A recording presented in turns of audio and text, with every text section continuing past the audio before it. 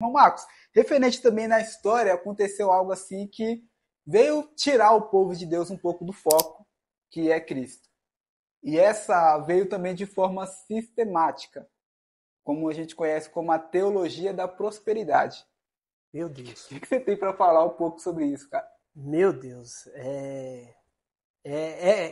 Para aqueles que estudam, para aqueles que conhecem um pouco mais aprofundado a palavra de Deus, ele vai perceber que o foco de Cristo é os céus, Meu Deus. o reino de Deus, as coisas celestiais, não as coisas terrenas e materiais.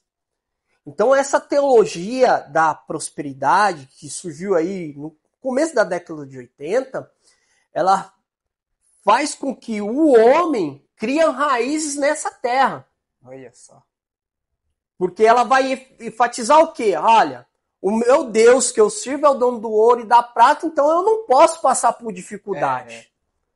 Eu tenho que ser próspero, eu tenho que ser rico, eu tenho que, né? Você vê aí os meios de comunicação, né? Os testemunhos, né? Olha, minha empresa era falida, agora eu tenho 3 empresas, uma Ferrari, 5 apartamentos.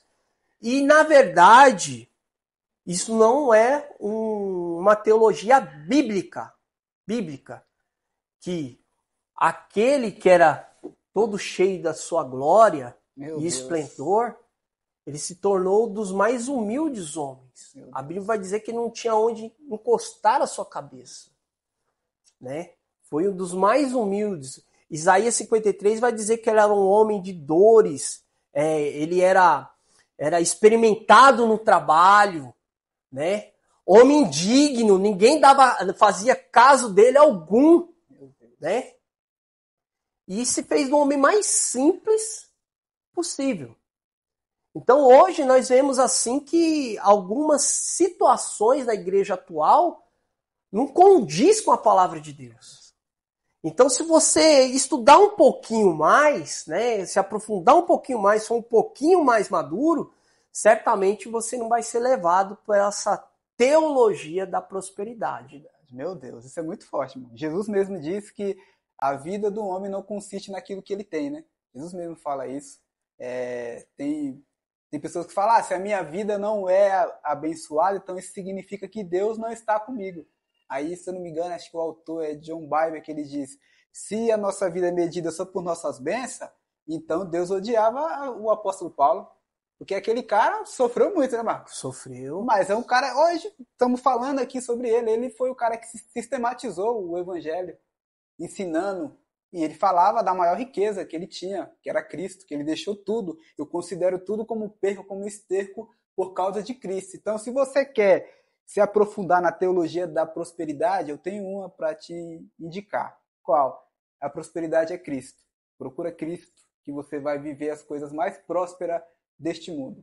Você vai viver nos lugares maiores, mais lindos, porque se você está com Cristo, você já tem tudo. Não te vai sobrar, não vai te faltar nada, porque Cristo é tudo, Ele completa tudo e Ele quer fazer isso na sua vida. Então procure a Cristo para você viver assim, de forma próspera nele, porque a prosperidade de um cristão é conhecer a Cristo e se apaixonar por Ele todo dia. Meu irmão Marcos, teologia da prosperidade. Então veio e os cristãos, os teólogos da época bateu muito nela, e aí ela perdeu um pouco a sua força. Hoje ela está aí em algumas igrejas por aí, ensinando, mas aí também a gente não pode deixar de falar isso.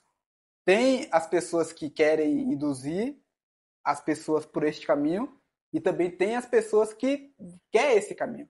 Sim. O Luiz até postou uma imagem lá nas nossas redes sociais, dizendo, no cartaz estava falando estudo bíblico e palavra de Deus. Aí não tinha ninguém na fila.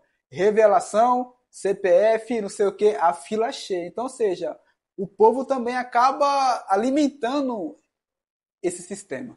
Com certeza, com certeza. Certamente, né, se o povo não fosse atraído, levado por essas situações, certamente esse movimento, essa teologia, essas coisas não ia prosperar como tem prosperado no meio da igreja brasileira. Não só na brasileira, porque a teologia da prosperidade não é invenção do Brasil, já vem lá dos americanos, né? Já veio de lá.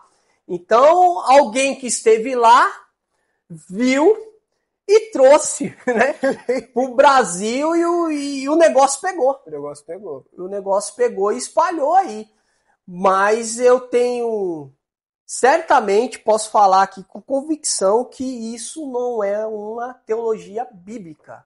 Não é um ensinamento de Deus. É fácil. E você não precisa ler muito. Se você lê os evangelhos, é só você focar na vida, na pessoa de Jesus Cristo, você vai ver que ele foi um homem humilde e simples. Meu Deus, meu irmão. Ó, o Marcos vai olhar para você agora e esse conselho aqui é uma chave poderosa.